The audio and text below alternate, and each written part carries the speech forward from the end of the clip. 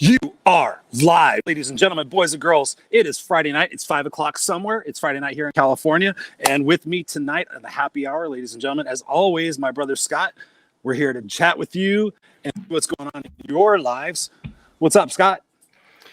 Just enjoying life. Just enjoying life. That's what I'm doing. Enjoying life. How about you? Yeah. Dude, I'm outside. It's like 75 degrees. It's beautiful outside.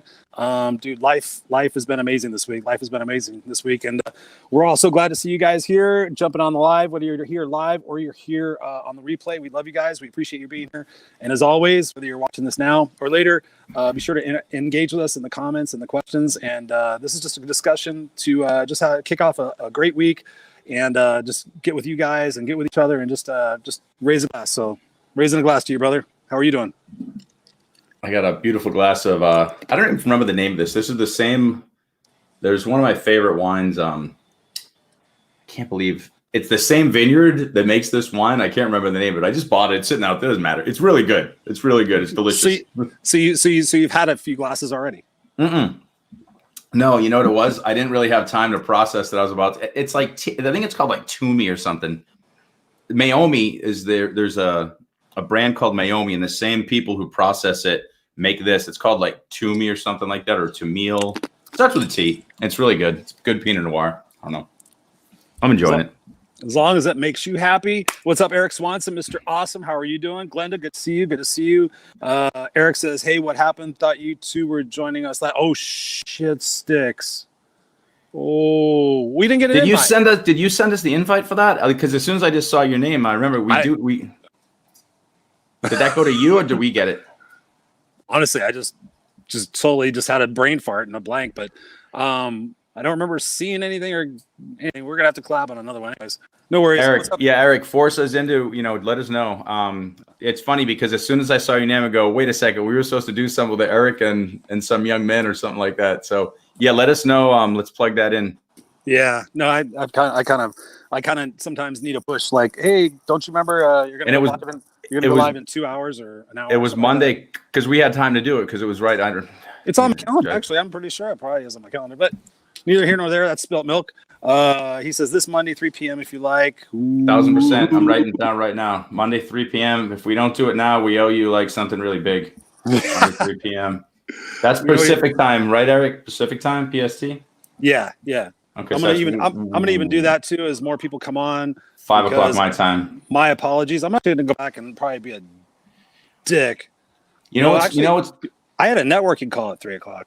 Oh well. So we're gonna say. I think what happened was we had it in our thread, but we didn't bring it to our calendars. I think we said we were going to do it, and then we didn't. We got to do it. So. All right, can you both up your drinks? Eric would like to quick cheers with us. Swanson. We owe him at least that. Hey, Eric, just calm down with your drink for a second. I'm making sure you're in my calendar. I don't want to be embarrassed like this. Thank you for coming on our show and just calling us out. You jokers don't fucking show up when you're supposed to. No, he's right. He's right, though. I feel like an asshole. You know what it is? I feel like we've all been like laid back and just trying to enjoy the moment. And now we got to start getting kind of like back to making sure we make appointments. That would be important.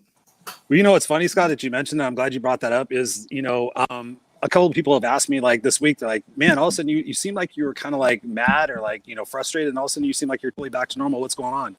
And I've told them both publicly and privately, I'm like, you know what, for a while I was focusing on the wrong shit and it was angering me and frustrating me and getting me in the wrong side and just kind of splitting me up. But now, this week and the last week, with everything we've been talking about in our group coaching program and everything and just playing and realizing you really do get what you focus on the most. So if you're focusing on shit that pisses you off, you're going to get more shit that pisses you off, and you're going to find more reasons to be angry. You're going to find more reasons to blah, blah, blah. And I just went, bam, I'm going to go back to focusing on all the shit that I was focusing on that really made me happy and really got me excited about waking up in the morning. And guess what? I'm happy and excited again. What about you, Brad? So while I 100% agree with you, I also think there's both. There's a little bit of both. You got to take a minute to do what's best for the human populace, regardless of what's going on in your quite close circle. But this week, it's my daughter's birthday. I'm enjoying myself. I'm having fun. But if somebody needs me to do something and be in service that takes me out of my happy mode for a minute because I've got to fight for something, I'll go do it. So that's kind of where I'm sitting. But I respect that. I agree with you. And yeah. No, Yeah. sorry, my son The is out dog? here. You could see the swing. The swing started moving. I was Oh, like, what the yeah, hell yeah. was that? My beautiful son is out here with me, enjoying the happy hour too. He's having a loaded apple juice. Nice. He's having a loaded apple juice. No, it is. It really is. It's something that I think a lot of us are conflicted with in trying to determine, do we want to draw that line in the sand? Do we want to have that perspective of this is how I truly feel and how I truly believe, which is cool. It's obviously that's our right. That's the nature of the nation that we live in, is the freedom of speech and the freedom to pursue whatever we want. And yeah, I know that it's been challenging for a lot of people. I hope that, once this is all over, that, I heard really just driving to CVS, my radio kicked on and it was the news station. I'm like, I'm only going 5 minutes. And the first thing it was talking about was the vaccine and how effective it is and how many doses are going to be out by the end of the year. And I'm like, you know what, this really is looking like, this could be, 2021 could really be an amazing year for so many of us going after 2020. What do you think about that? What do you think about 2021? Is that something you're excited about? Yeah. So this is what I think has happened to people. And I think the universe, with great intention, put a lot of things on our plate simultaneously. And when you've got 15 things coming at once and you're not used to managing that in our human mind, it's very difficult. We've got emotions flying. We've got things that we've got to take care of and things we're going to do. We got appointments we're missing, with our good friends. Those things happen. And I think what's going to start happening now is I think the universe, with great intention, did that to us to force us to get present and get in the moment. And my opinion is the universe is going to start to take things off our plate a little bit and see how we deal with it. Because there's a thing right now, the second we have free time, there's a good, you changing our back up, there's a good chance that we all start throwing more things back on our plate.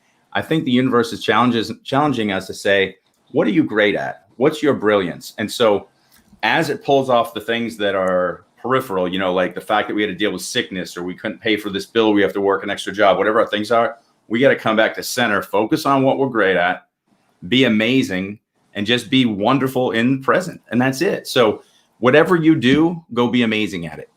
And I think that things are going to get organically taken off our plate over time, and we're going to see what we do with it. I'm going to make sure I don't drop more things on my plate. I'm just going to be great at what I do and enjoy the moment. So that's a great opportunity, Scott. How do we? Because I know I'm guilty of the same thing, putting too many things on my plate, thinking, and I know I come from an aspect of like, okay, if something presents itself that's an opportunity, I have to take it, and it's like I have to take it and I have to jump on it. But then you start spreading yourself thin, and your resources get stammered. You forget important meetings and stuff like that. So how do you know for yourself what to put on your plate? What's the most important thing to put on your plate? We're doing it this week. That's why we have this coaching program, so we give these, everybody knows we're doing this program. This week, we're actually going through removing needs and eliminating needs that you don't really need to be attached to. So let's say, for example, I need to be an amazing podcaster. I need to be an amazing motivational speaker. I need to be a great dad. All those things come with potentially negative emotions. So if if my speech isn't the best, then I'm disappointed, I'm sad, I'm angry. And so suddenly I'm literally killing myself with negative emotion while trying to be great. So, the exercises that we're doing, we don't have to go into detail, but bottom line, when you start to say, I don't need to be anything.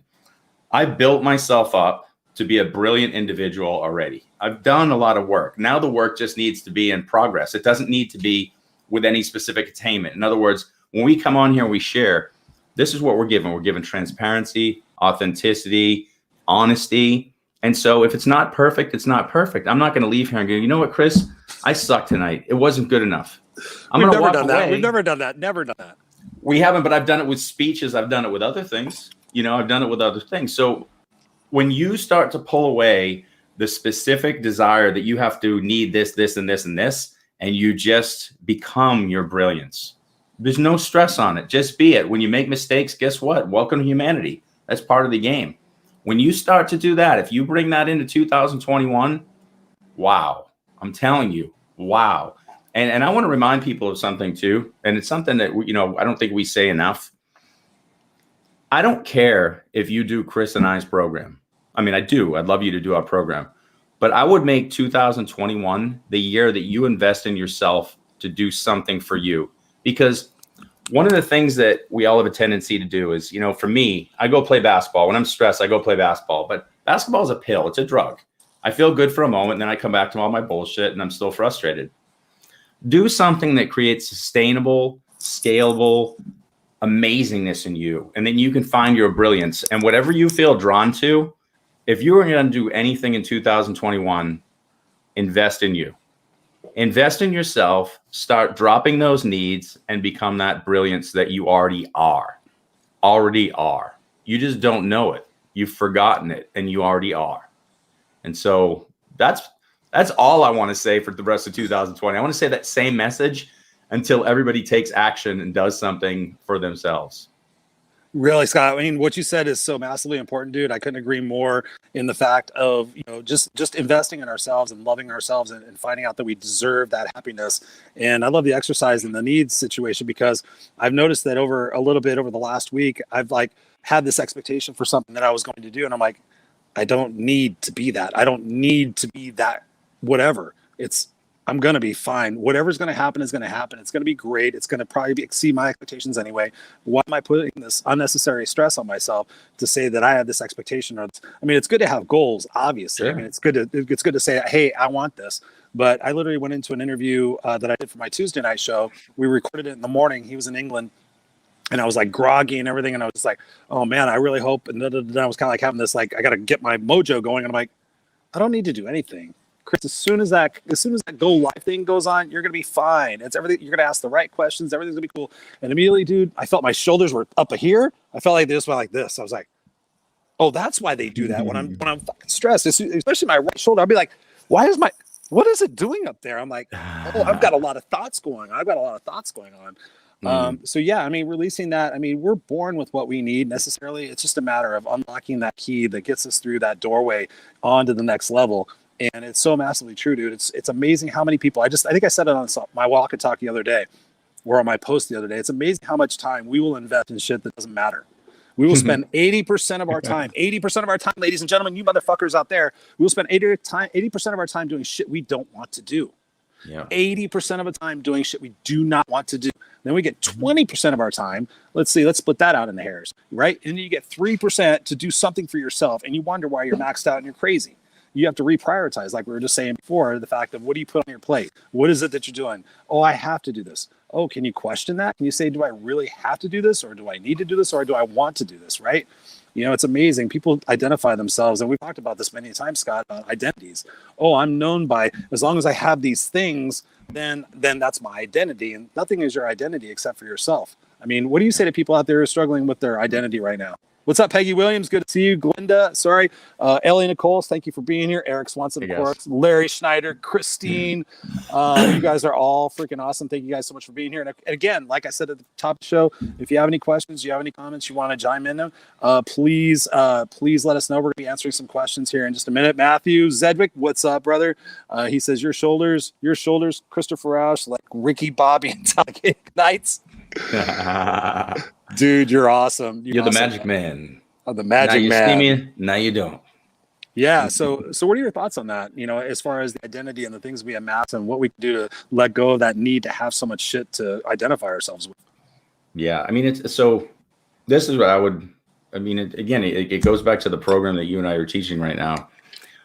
We built an identity, and that identity offers us a pathway. And so when you've built up all this stuff, you've got a certain degree, you've got a certain skill set, you're convinced that you have to use that skill set. I've got to take this skill set and I got to continue on this pathway. So that pathway could literally have a caution sign, a danger sign, and tell you, you will die, but you would keep going because you've already invested in your identity.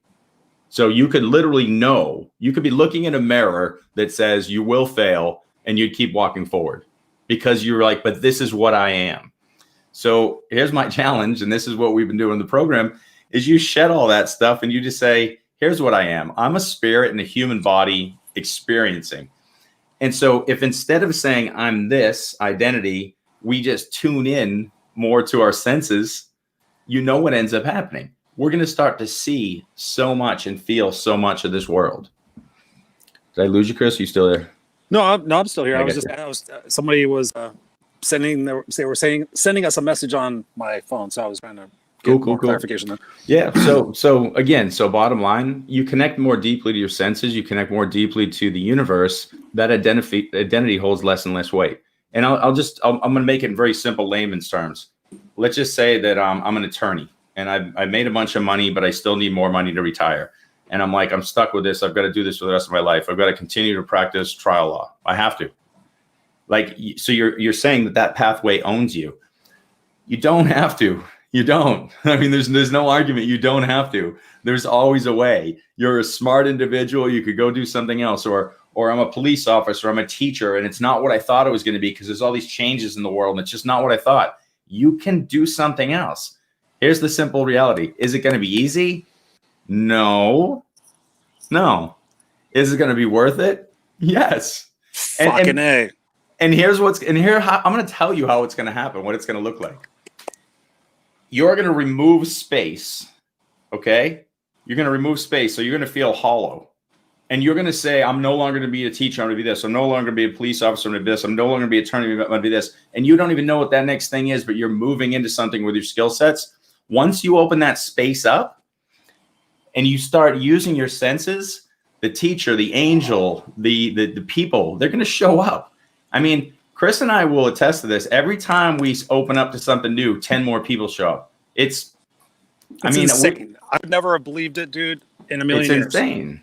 It really is. When you let go and you trust, it's like literally it's like you go, you know what? And I've heard different people say it in different ways. I've heard mostly in a religious context. Like I just kneeled down. I just said, God, I'm giving this to you. Or, you just kind of like, just get the monkey off your back.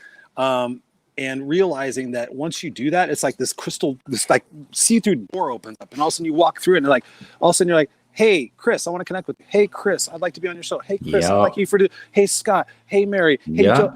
Like all I did was like let go of some thing that wasn't serving me, and it's like we've been talking about this, Scott, and I've been talking about it this week. Like life is tests, and if you look at it as like, okay, yeah, you know what, I got to get through this next test.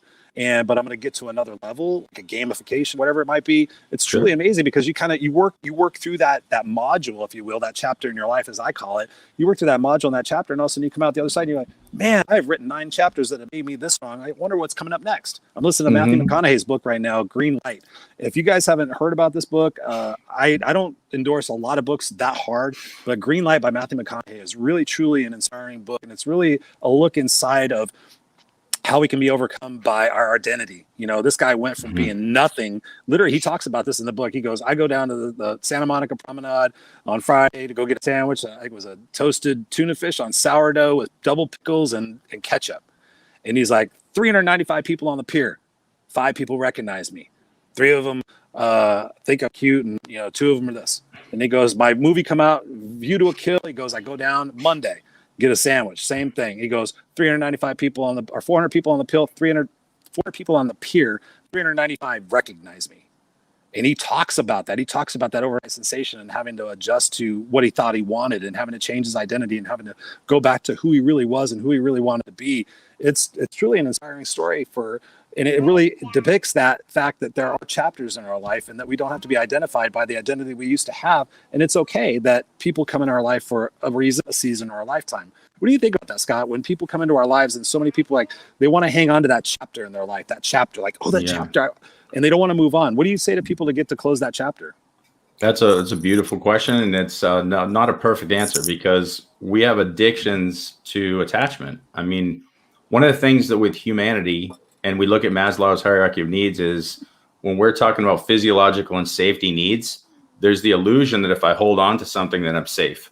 And what people don't truly realize until they've gotten to a space of self-actualization is that safety actually lies in growth. Safety actually lies in trusting in the universe. So when I'm holding on to that tree and the place is, the river is like running down and it's going to flood, I'm going to drown by holding the tree. And if I let go, I just float right down in the ocean and be fine. And that's a really hard thing to explain to somebody because they're like, but I've always lived next to this tree. This tree is where I've always got coconuts. This is the tree that's and you can't argue with them. There's nothing you can do. And so there's got to be something in you that really understands that you're a soul, you're a spirit, you're an energy source. And this physical being that you're living in right now, That is only one part of existence. That's the game that we're playing right now. And until you do that, you're going to keep continuing to cling to things that won't truly provide safety. Get Jackson in here. I'm trying. This is live, ladies and gentlemen. This is the happy hour. So we're not. Yep. Where do you find safety, Jackson? Well, we're gonna be doing the Jackson. Let's see. We're gonna be doing the Jackson the Daddy show pretty soon. So Jackson, where do you find safety at? What makes you feel safe? When do you not feel safe? Mommy makes you feel safe. What else makes you feel safe? Mama. What about go get is her? your doggy? If your doggy's around, if Ozzy's around, do you feel safe because you know he's strong? Yeah, right. What else? Are you being shy? He's like, too much. Okay. It was too deep for me. I'm just trying to be a kid. Leave me alone. Go get mommy. No, I mean that safety component is important too. But I missed part of what you were saying. I have to admit. Okay, go get mommy. Go get mommy.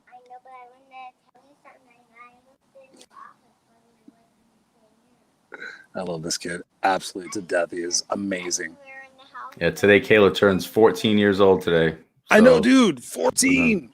We're taking her roller skating right after this. We're going to go to the skate park. It's her thing now. She's got all her roller gear and weird earrings, and she's been painting her hair and just doing all kinds of skater girl stuff. So she's enjoying it. Nice. I want to I'm going to unofficially introduce you to somebody. Cool. Scott Goyette, meet Peggy Williams. Peggy Williams, I already know you. Peggy, I was on the Coach Peggy show, and she is just like she's a firecracker. She is very passionate. She is a force to be reckoned with. She's going to be on our show. Yeah, sweet. She is super, super cool. Ellie Nicole said, "Oh, he is a cutie." Yes, he is absolutely amazing. Jean Guy, what's up, dude? Good to see you. Oh, Ozzy's over there talking too. So part of the thing we said tonight, Scott, was we were going to be answering some questions, and I definitely want to respect that. And so, somebody is. Can you hear that? Yeah. Can you hear my dog going? That's my dog excited to see my wife, and there goes my cat excited too. Hey guys, this is happy hour. We're not whatever. If you don't like it, leave. No, I'm just kidding. Don't leave. Okay, so I have a I'm gonna save that question for a second. So of course, being transparent, I gotta put these damn thing on. So this is a couple of questions. See what you got there. Yeah. When is the last time you changed your mind about a big issue? When is the last time you changed your mind about a big issue, Scott? Changed my mind about a big issue. Oh man, we're doing it right this second. So I'm in the middle of it. Actually, I'm halfway through that struggle. I mean, you just brought it up today, Chris. How do I stay happy, energized, and in my brilliance when others are suffering? So my take on that always was that, I've got to almost suffer with them and let them know that I care. But this would be what I would add to that. And so I'm in transition of this because there's a few components of it. I've always subscribed to I shouldn't say always. In my recent years, I've subscribed to the idea we've got to live in our brilliance. So being in your brilliance means wherever we are in our journey, nobody is going to learn to elevate and become, wherever we are in our journey, assuming we're ahead of them, unless they see our brilliance. They're not going to come because you say you're stupid or follow me or what's wrong with you. They want to see it. So you've got to model it. So one of the things that I'm transitioning into, and Chris, said it in the beginning, is how do you be that leader, but simultaneously take a stand for what is right and speak when you need to, fight when you need to, but really make sure that your energy is shining bright and don't feel guilty for it. So the fact that I have a really nice bottle of wine right now that actually costs more than I probably should spend on it, I just said, screw it, I'm going to do it. I'm making decisions to do that because I want you to be able to do that. So I'm modeling a way of living, doing the things that I'm doing so that the next person follows, not to say I've got it and you don't.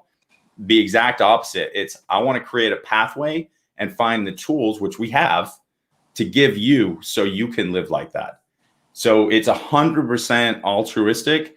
And that feels weird to me because I always sit in a space of guilt. So my transition to that is, and like I said, I'm still, but that's what it is. You've got to live your brilliance without feeling guilty, because that's how you're going to change the planet. So let's help Christina with this. I am suffering the guilty part, which we all do. I mean, raising hands. Oh, Jesus. Yeah. So let's walk through that. Say it again. So let's walk through that. Yeah, you go. You start on that. I've always got a million thoughts. You give us something. The guilty feelings, of course, are going to happen because we feel responsible for other people's feelings and emotions. We're taught that when we're kids, right? You think about the kids, don't make mommy upset. Don't make daddy angry. I do the same fucking thing right now. I'm like, do you want a good daddy or bad daddy? I'm like, I'm making this kid choose between, and I'm trying to figure out a creative way. Like, he gets to choose what the outcome of the situation is. I'm trying to give consequences.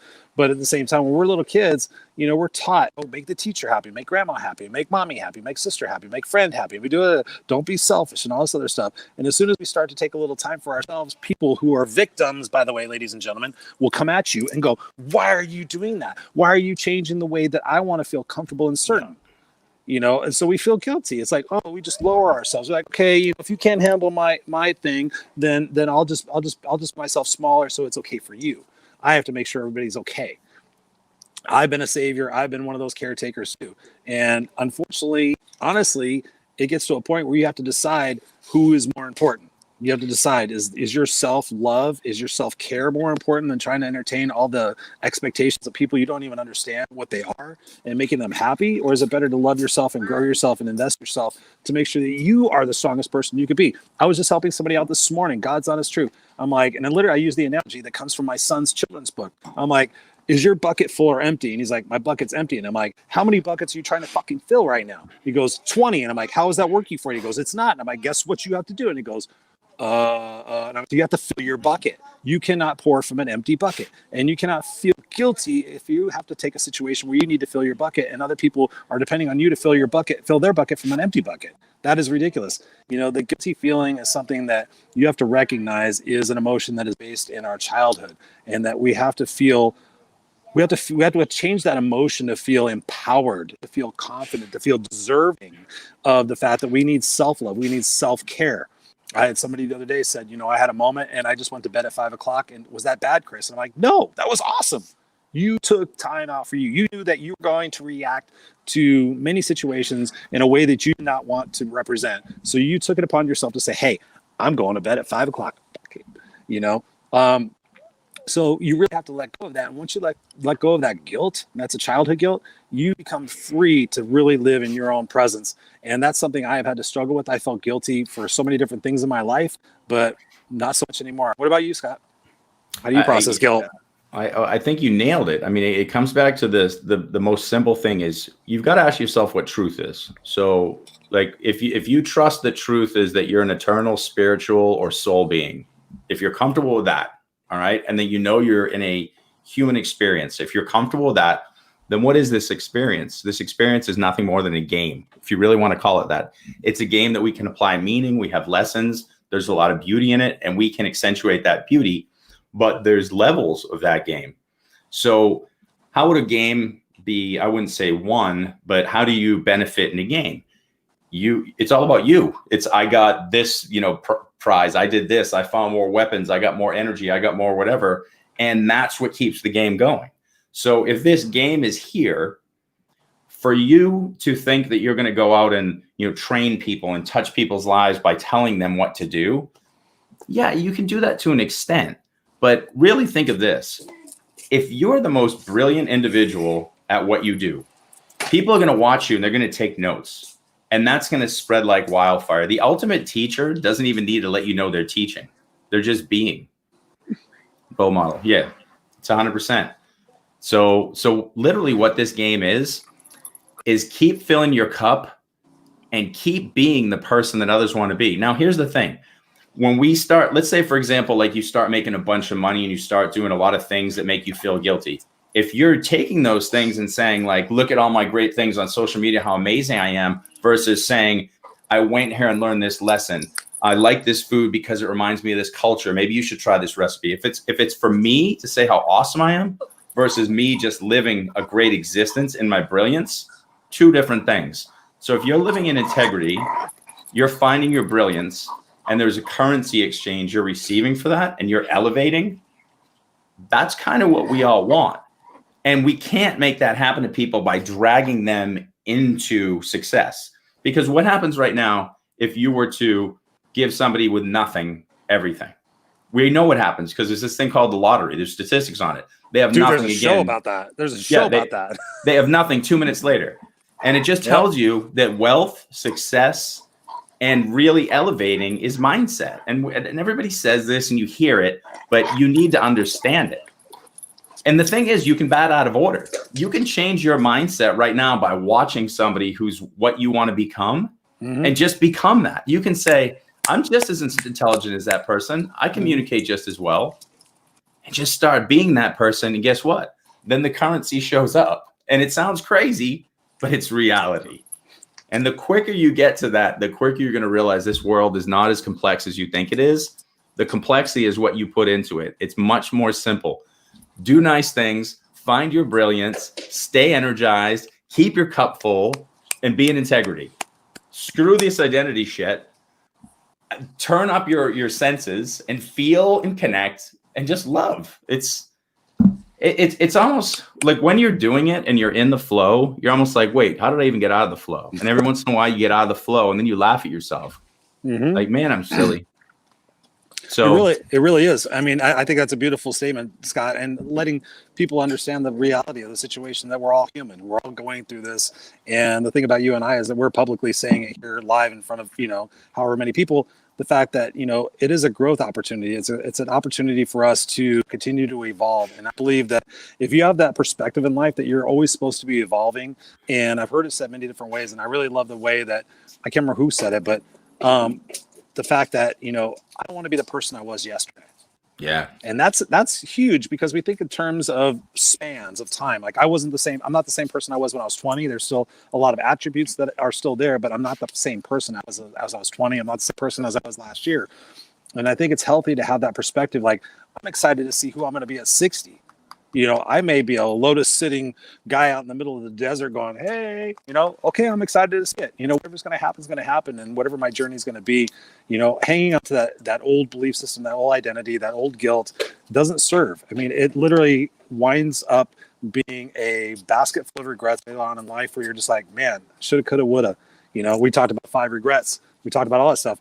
But what's interesting about your answer, Scott, is it definitely it jives into another question that we got tonight.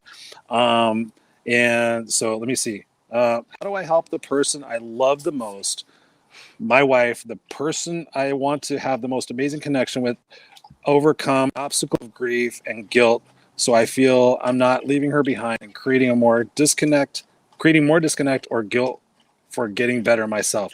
Love you and thank you, bro. So, that again goes into that situation of that guilt. How do we feel? How do we stem the feeling of guilt when we are on a journey with other people, and that journey is different for them, but we want to stay with them? Was that question from somebody in our group?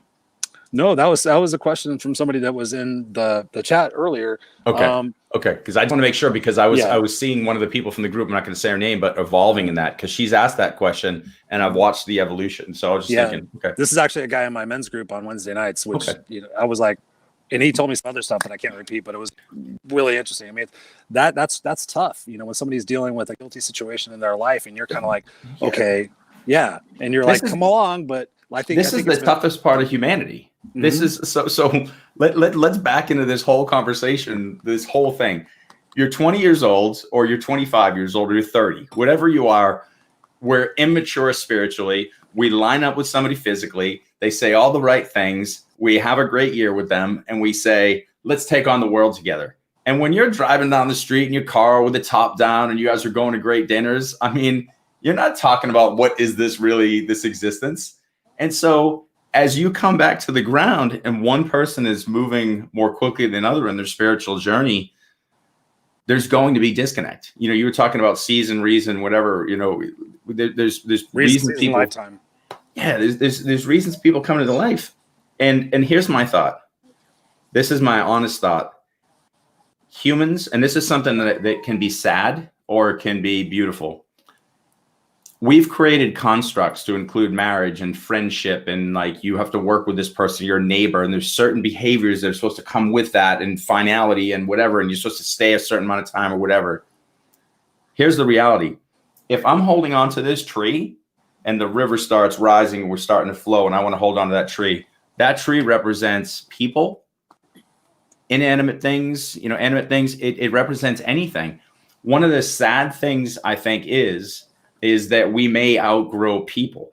Now, there's a way around this too, that I would say too. One of the reasons we outgrow people isn't the person who's ahead in the journey, who's moving ahead. It's the person behind who isn't working through their stuff. So let's say, for example, if somebody moves a little bit forward and I'm like, but you think you're smarter than me, you think, they've never said that. That is you feeling not good enough. So if you, and this would be the suggestion I would say, is to get somebody involved in some personal growth work where they at least address emotions. Because once you dump those emotions, you're processing grief, you're processing, you know, guilt, you're processing. Once you start to get through that, then you can say, it doesn't matter where I am. You might be in varsity and I might be in the low end of JV, but we're on the same team together. I don't hate you. We're all scoring points for the team. But if that person sees you as a competitor, not a teammate, that's where the issues are going to come.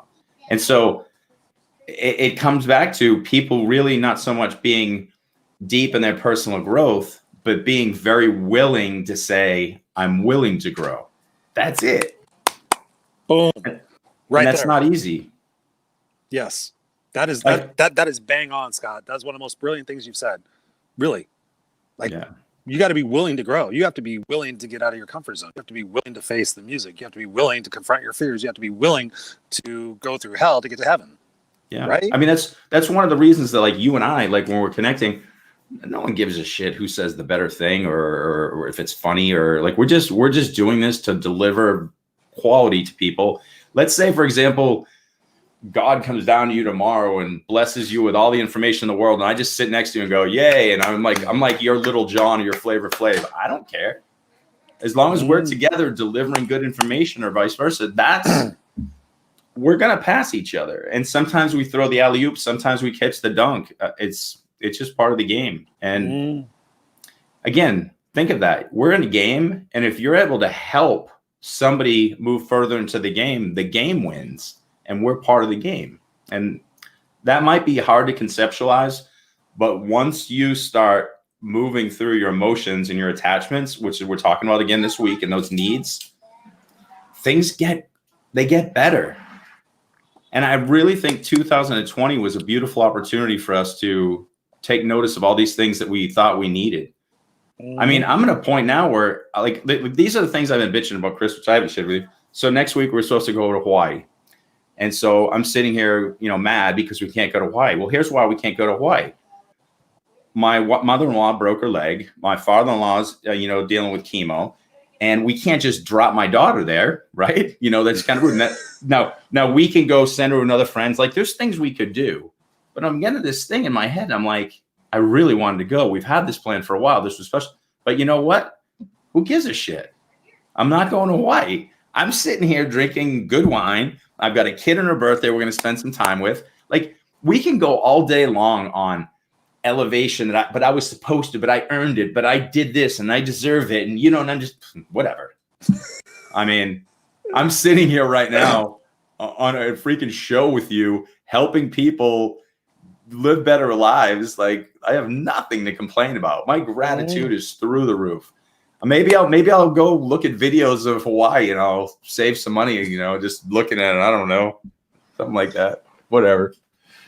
What you said is so beautiful. And I hope out of everything we've said tonight that people really get that. That we get that. It's like, you have your eyesight, you have your health, your breathing, you can go to the bathroom, you can eat, you can go watch a movie, you can look at your phone. I mean, there's so many blessings that are out there, Scott. And I love what you said about that, because like Peggy said before, it's really about leading by example. And to answer that question for this person, I have had to deal with that a lot in my life. I have, since the age of 17 years old, I've always been a go-getter. Like, what do I need to learn? What do I need to do? Yeah. Tell me what I need to do, where I need to go. I don't care if I fucking sleep, whatever it is, I'm going to be successful. I'm going to do it. And that has cost me in my personal relationships. That's cost me in my friendships. That has cost me in intimate relationships as well. And I would get to a point where I was like, okay, lead by example. Okay, you're going to see me doing this. You're going to see me getting happier. Of course, you're going to want to do this, right? It's only science. It's like, success leaves clues. If you see me pushing myself and seeing me struggle, and you see me happy, then you're going to think, okay, struggle, happy, struggle, happy, struggle, scroll. No, that's not the case. It's not the case. And we talk about that, Scott, as far as journeys go, realistically, I've had to, and I can't even word this correctly. Let me figure out the correct terminology. Yeah. I have had to allow people that I care very deeply about have their own journey. That's a really, good thing this is being recorded. I have had to allow people to have their own journey. And I can remember specifically that first time I made that cognitive decision was when I left my mom in that motel when I was homeless. And that was like sitting on the staircase going, I'm going to wind up dead or in jail, or I got to get the fuck out of here. And that's really one of the times I said, okay, you got to be on your journey. Me being with you on this journey is not helping you. It is making you worse. And then I learned about codependency, and I learned about all that shit. And guess what? As soon as I cut that cord and chose to invest in myself, chose to protect myself, chose to make sure that my future was not going to be either death or jail, that person got stronger. So we love somebody so much that we'll do anything for them, but the thing they need the most. The thing they need the most in their journey, not our journey, not the journey we want for them, but their journey. That's where I started making the indication like, something on this. And I've had many, many amazing personal relationships. And thankfully, I'm still friends with, all of them. I literally could call any of my ex-girlfriends, any of the girls I dated. I'm friends with many of them on Facebook. And they'd be like, no, Chris, you're a great guy. You're a great guy. But you cannot limit yourself by the journey that somebody else is in. That is the key. You cannot limit yourself by the journey that somebody else is in. And for me now, I have realized in my older years that simultaneously two people can be on two different journeys and still coexist.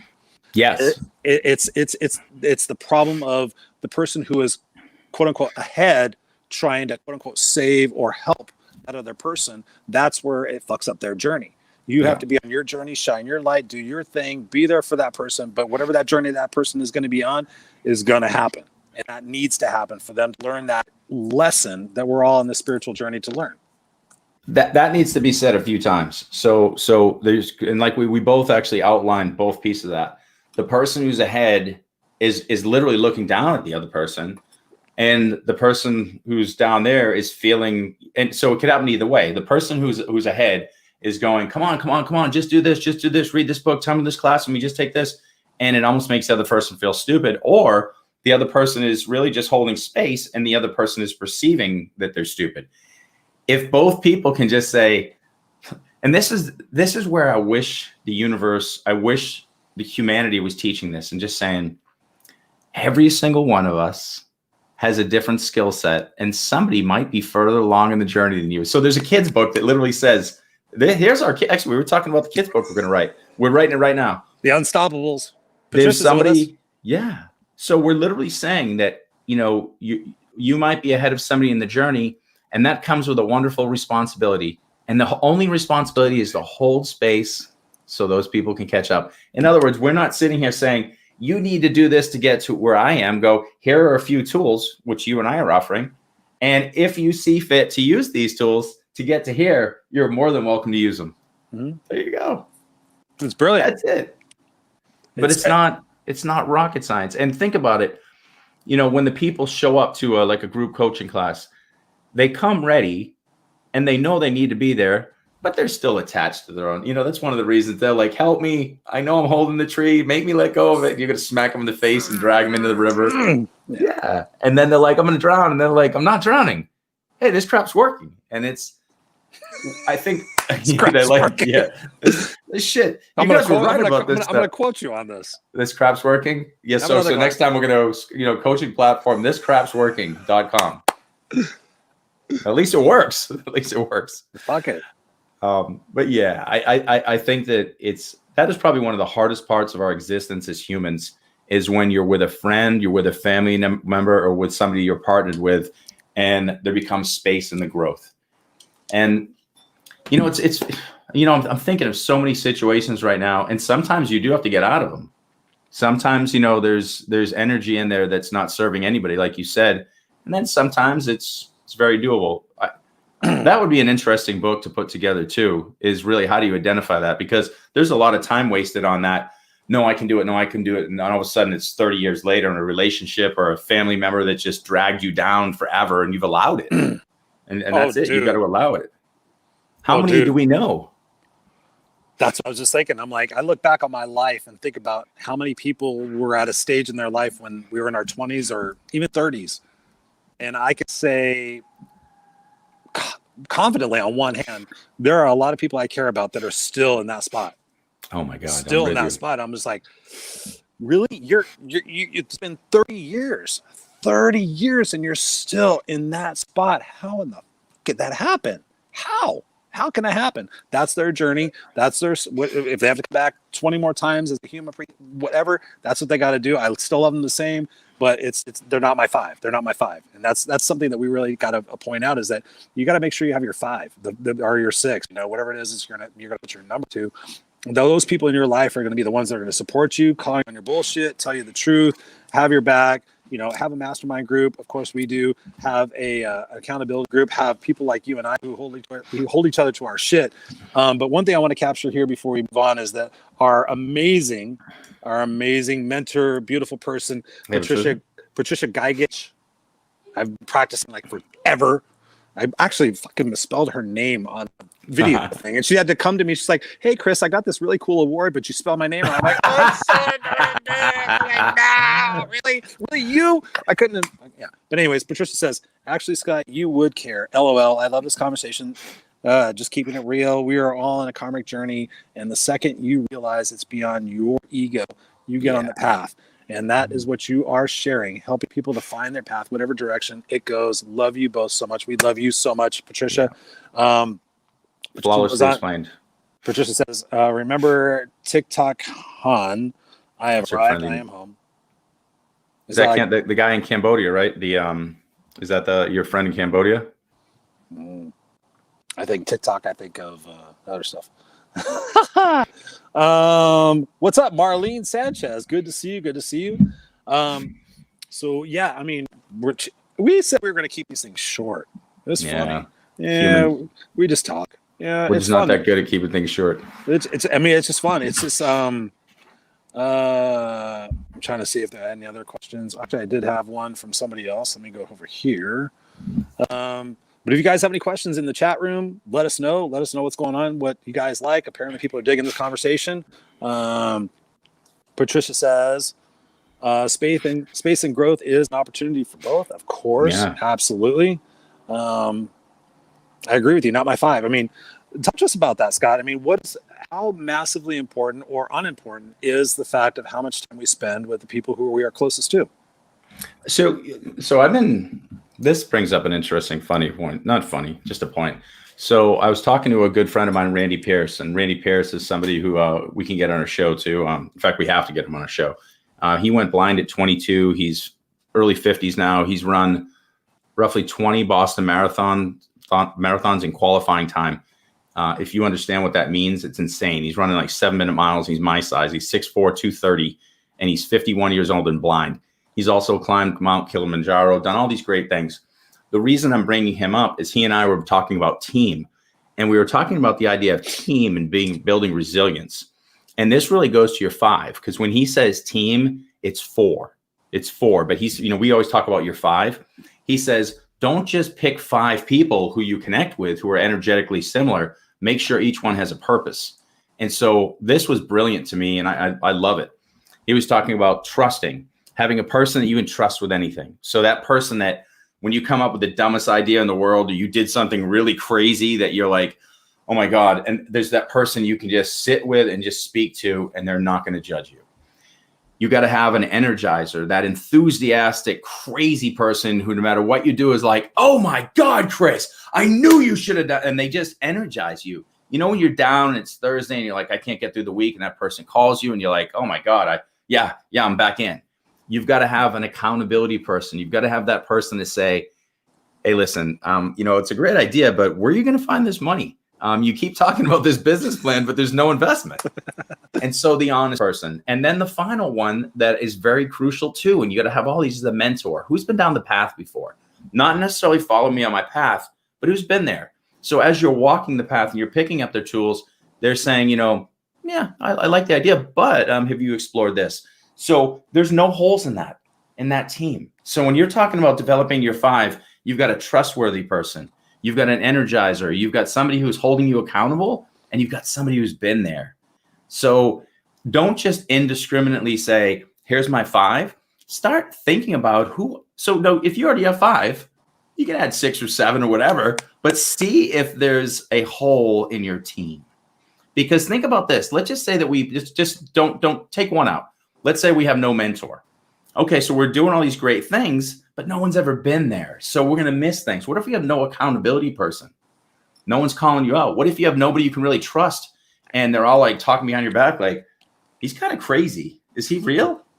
So we need each of those people. They all play a role. So to answer that question, Chris, I think one of the things that not only do we make sure that we create this 5 and we have those people in the same vibration, we need to make sure that we're choosing them accordingly, almost like building a team, like a real business team or any kind of team.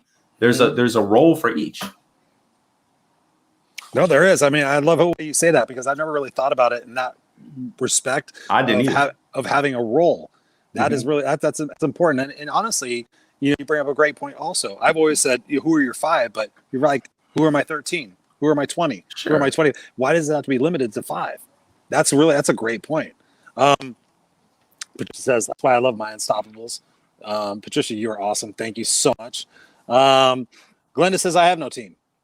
All right. So Glenda, how do you suppose you start building a team? You start finding people who are on the same wavelength as you, whether that's, a group on Facebook, whether that's a group you can create in your community, whether that's a group you create on Nextdoor, whatever it is, you need to create the group of people that you want to be associated with. Because for myself, Glenda, I didn't have a group either. I was like the crazy misfit guy that swore, that jumped up and down and was like rock and roll, party, drink Jack Daniels. But hey, he wants to do a little motivation in that too. People are like, what? You want to do that? Really? And you find your group. There are 7 billion people on the planet, ladies and gentlemen. 7 billion. And when did you start finding your group? Because I've got a real quick thought about this. So when I start finding my who? Your group. Like, when did you find a 5? Like, when did do you have 5? Do you have 6? Like, when did that start to crystallize for you? When I stopped being a fake. When I stopped.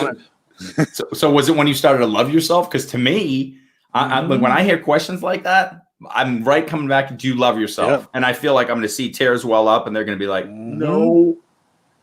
Because the fake is coming from lack of love. Self-love, it all shifts. Yeah, we've proven that. That. Yeah, I mean, I'm not afraid to ask people that question. Like, do you love yourself, yes or no?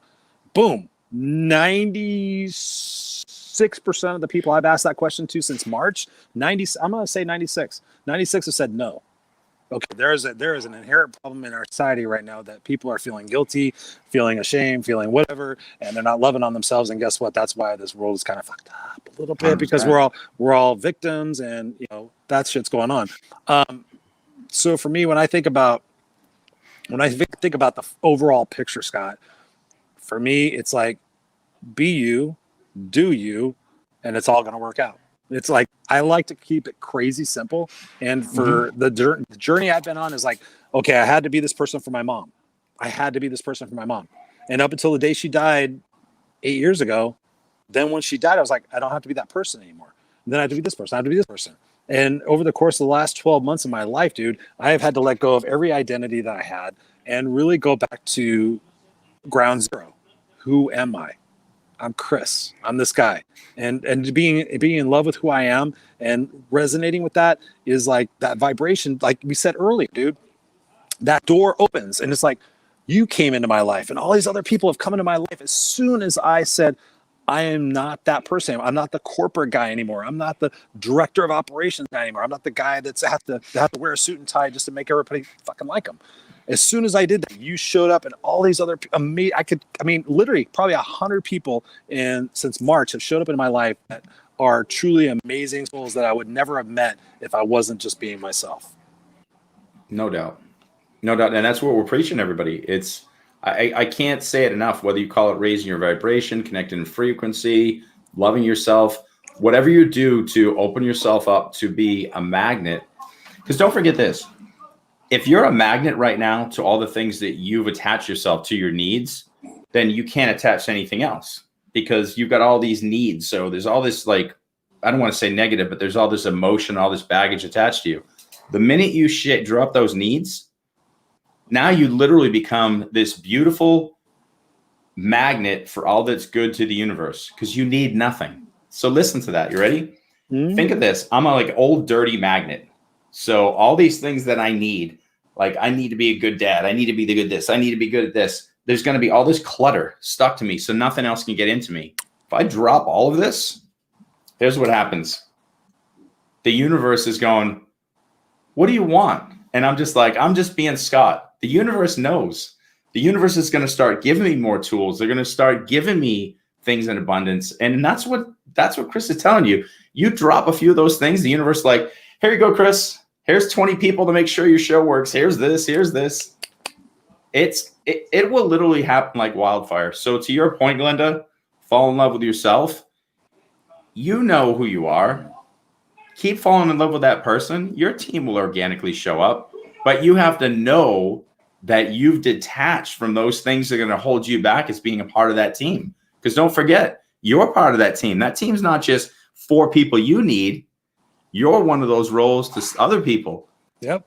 And so you've got to also be there for others. And that's a big component. And so the universe is going to give you what you deserve and what you can manage, but you also got to give something back.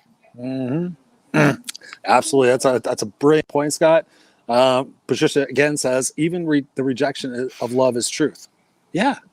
Absolutely. And to me, I don't even use the word rejection anymore. It's like I've really worked. I was helping one of my coaching clients this week about the power of words, and I'm like, even when I think about rejection, is rejection really what it is, or is it just it doesn't fit? So when you think about rejection, it's like, oh, I've been rejected for being who I was at that particular moment in time. But rejection really could be, it's not rejection. It's like, it's not for me. Like I have said, so many things are not for me, but I'm not rejecting. It's like, it's cool. If you want to go out there and run around naked and spin the Bible on the top of your head, whatever, go ahead, do it. That's you go run your truth. Go be that. That's the amazing thing about this opportunity in life, Scott, is that I think we're all trying to conform to some sort of hierarchy or standard or whatever bullshit that we're predicted into. And for me, when I think about it, dude, it's like this. You know, we've said it before. Bill of goods. Be a good kid. Get good grades. Go to college. Get good grades. Figure out what you want to do. Go get a career. Get a career. Go find somebody you're going to meet. Meet that person. Buy a house. Buy a house. Have a career. Have a college debt. Go have kids. Go have kids. Career. College debt. Da da da. And then wait and play the someday game. I hope, wish, pray that some days my life is going to change so that when I'm later in life, I'm going to actually live my life the way I want to live it before I have any regrets. That's a predictability in the standard of what we're supposed to do. And I think people now are hopefully opening their eyes and saying, hey, I don't have to go to school for 4 years and have $100,000 of debt to do something I don't want to do. I can go out there and live in a minivan and preach this or do this or I mean, people are making money off of just being traveling photographers on Instagram. It's crazy when you follow your passion. Yes, Marlene says, move resistance. So I know you want to get to Kayla's birthday, and we've already taken way too much of your time because I was trying to get you out of here in a half an hour, but you and I talk all. we have all these people on here that are awesome. Yeah. We thank you guys so much. One of the things that Scott and I really want to tell you guys tonight is this happy hour thing is just like an interim between now and what we're really going to relaunch the Friday Night Live show is now going to be the Unfiltered Experience. And that's coming in January. We haven't picked a specific date yet, but in between that and now, we just want to get to know you guys better. We just want to have happy hour with you. Just have a cool conversation like this. Just chill, nothing else. But at the same time, we want your feedback. We want what it is that you see in investing your time with us for 45 minutes to an hour. What do you want to see? What segments do you want to see? How do you want to see it? Do you want to see it funny? Do you want to see it impactful? Do you want to see an opportunity like, okay, 15 minutes, you ask viewers questions, whatever it is you guys want. We want that for you. This is the unfiltered experience, but you guys are the unfiltered crew. And that's a family. That is a community. That's a place you can depend on to come to every single week, just like we are doing now, but be able to come to and have a place where people trust you and accept you for whoever you are, no matter what freak flag you're flying. And that's what we're really creating for you. But in the meantime, we're just having a blast doing these things. And we appreciate all the questions and everything, all the engagement. Please share this out. Please share this with people who need to know this, because one of the things I'm finding out the most, Scott, and I'm going to defer it to you for a second, is that people are telling me, they're like coming to me private, like, Chris, we need more of you. We need more vulnerability. We need more honesty. We need more transparency. And Scott, I've told this to you before, this is the wave of the future. This is going to be the future moving forward, is people dropping all their guards and dropping all their bullshit, dropping all their whatever else. I think that out of COVID, people are going to realize, oh, fuck, I've been playing this stupid fucking game that didn't even matter about a disease. It's about my childhood. And they're going to want to find a place where they can be accepted and loved. And that's what Scott and I are creating with the Unfiltered experience. It's like, bring what you got and we're going to help you through it. We go through it and we're going to be there for you. Chris, I just thought of we've been talking about the tagline and we say it will come to us for the show. Yeah. I think what we've been trying to say the whole time is leave your masks at the door. The Unfiltered experience, something like that, because I feel like what we're doing so much. Yeah. Cause we come in and we listen to these things. Cause here's the thing. It's very easy to come to a show like this and then jump to another show or go to your favorite podcast for an escape. And that escape is essentially a drug. It's a dopamine hit. It's something that's making you feel better. Here's what I would love to do. I want to make you feel better, but I want that to be sustainable. And I know Chris does too. So I don't want you to come here on a Friday night for a dopamine hit, like, oh, work's over, I'll have a drink and I'll hear what these guys have to say. And there's probably something fun. We really would love to be part of your transformation. So one thing that's important for us is what we're saying right now. Leave your mask at the door. Come in here vulnerable, transparent, interact. Tell us what we can do. Because here's the other thing too. Right now, I do not want to I want to make this my full-time deal. You know, that Chris and I are doing stuff like this. We're doing programs. And I can tell you, we have a lot of very intelligent people giving us a lot of great information. We built some really good tools that I know that, they work, that we're watching them work. It's beautiful to see them work. We want to have you part of that family that we're growing together, so we can look back in a year, 2 years, 5 years ago. How do we not see all this stuff? Like, we want to see that transformation. We want to we just all want to be not so much better. We just want to let go of the tree, and we want to talk about the experience together. What's transformed? How have we grown? How are we really living life to the fullest and enjoying every moment, and share that and grow with that? And that's what I would love from the Unfiltered crew. I want to see that. Or the Unfiltered Motley crew. There you go, man. Dude, I've been listening to Motley Crue at the gym. I've got them on Spotify right now. Live wire, baby. Or Too Fast for Love. Too Fast for Love. Very, very beautifully said, Scott. I mean, I couldn't agree more with you. And honestly, guys, that's the intention that we're setting. That is the intention we're setting, is to be real, raw, vulnerable, transparent, but yet empowering, exciting, and transformative in what it is that we could become. Because both Scott and I have been through this journey. We're going through this journey with you guys, whether it's at different spots. We're going through this journey and we're saying, hey, listen, it's kind of like a mountain climbing thing. We're like, hey, listen, I made it to this peak. We're holding our hand back and saying, hey, listen, Darlene, hey, Peggy, hey, sorry, I'm forgetting people's names all of a sudden. Angel, Glenda. We're like saying, hey, come on. Look at the view. Look at the view up here. Look at the view. I made it. I did it. My knees hurt. Everything hurts. But look at this. And that's the way I keep describing Scott, is like, I love analogies, and I love saying, like, everybody gets to a beautiful vista. I'm driving up Lake Arrowhead or Big Bear every other week or every week. And I'm like, oh, that's a beautiful vista. I'm like, no, it gets better when you get up higher. And then we get to the top and we look out, it's like, yeah, it was a longer drive, it was a longer hike, but oh my God, I have a 360 view of my entire world. That's what we're saying to you guys is like, get to the top. Don't get this view of the world. So many people are going through this. They're trying to survive. They're trying to, they're doing this. And I was doing the same thing. I was doing the same thing up until last year, 12 months ago. Like this, survive. Okay, plan A, B, and C. I got to figure it out. I got to survive. I got to survive. And my coach went, blinders off. There's a 360 view that you have of the world. We're inviting you guys to have that 360 view. Yeah. We see it. We enjoy it. Yes. And Scott, you said it so brilliantly at the beginning of this.